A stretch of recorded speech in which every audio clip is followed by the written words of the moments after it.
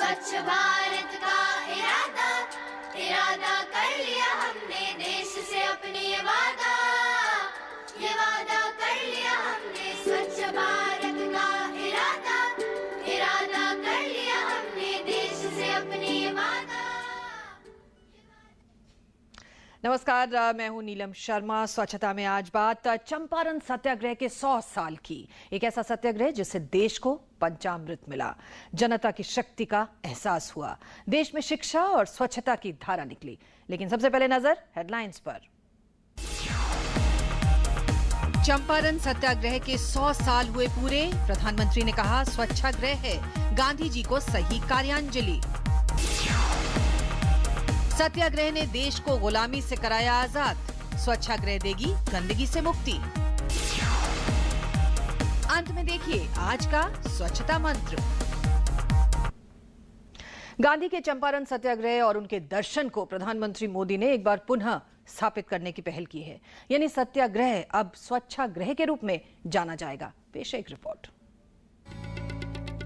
10 अप्रैल 2017 national archive museum Champaran Satyagraha के 100 साल। प्रधानमंत्री चंपारण शताब्दी का जिक्र करते हुए कहते हैं, गांधी सत्याग्रह का लक्ष्य देश को आजादी दिलाना था। उसी महात्मा गांधी के दिल में स्वच्छाग्रह का भी सपना था, जिसने स्वच्छता को आजादी से भी अधिक कीमती बताया था। गांधी का वह सपना अधूरा है। प्रधानमंत्री ने कहा कि गांधी के उसी सपने को स्वच्छाग्रह के रूप में पूरा करना है। चंपारण सत्याग्रह आजादी के आंदोलन की एक नई धारा को सशक्त बनाने का प्रारंभ बिंदु था। तो आज उसकी जब शताब्दी मना रहे हैं, तब स्वच्छाग्रह का हमारा संकल्प भी सत्याग्रह से स्वच्छाग्रह की यात्रा, और ये दोनों चीजें गांधी की देन है। चंपारण में महात्मा गांधी के सत्याग्रह से लोगों में आत्मशक्ति का एहसास हुआ।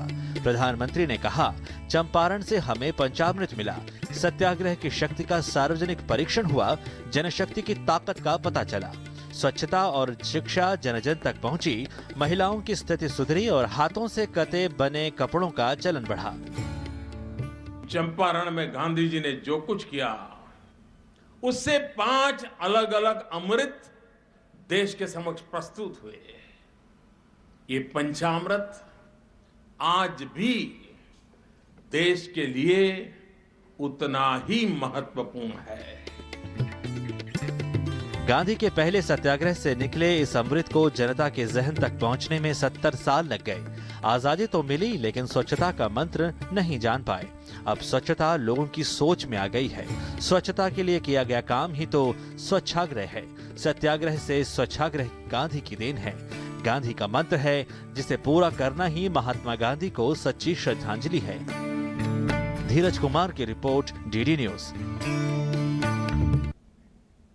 देश के कोने कोने में स्वच्छता के लिए आग्रह हो रहे हैं, नई मिसालें देखने को मिल रही हैं। देखिए ये रिपोर्ट।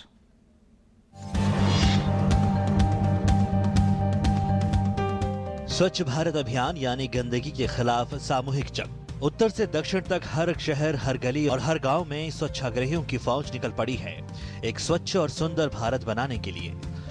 गुजरात के विजयनगर स्टेडियम में 100 घंटे तक महास्वच्छता अभियान चला तो स्वच्छता का नया कीर्तिमान स्थापित हो गया।